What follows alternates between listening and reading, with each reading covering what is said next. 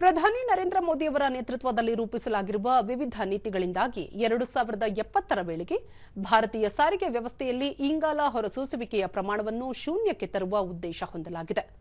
ಅದಕ್ಕಾಗಿ make in India ಮತ್ತು Atmanirbhar Bharat ಪರಿಕಲ್ಪನೆಯಡಿಯಲ್ಲಿ electric ವಾಹನ ಉತ್ಪಾದನಾ ವಲಯದ ದೇಶೀಯ ಸಾಮರ್ಥ್ಯವನ್ನು ಇಮ್ಮಡಿಗೊಳಿಸಲಾಗುತ್ತಿದೆ ಎಂದು ಕೇಂದ್ರ ಬೃಹತ್ ಕೈಗಾರಿಕೆ ಹಾಗೂ ಉಕ್ಕು ಖಾತೆ ಸಚಿವ ಎಚ್.ಡಿ. ಕುಮಾರಸ್ವಾಮಿ ಹೇಳಿದ್ದಾರೆ. ಬೆಂಗಳೂರಿನಲ್ಲಿ ನಿನ್ನೆ ಏರ್ಪಡಿಸಿದ್ದ ಎಲೆಕ್ಟ್ರಿಕ್ ವಾಹನಗಳ ಇವಿ ಎವರ್ ರೆಡಿ 2026 ವಾಹನ ಮೇಳವನ್ನು ಅವರು ಉದ್ಘಾಟಿಸಿದರು.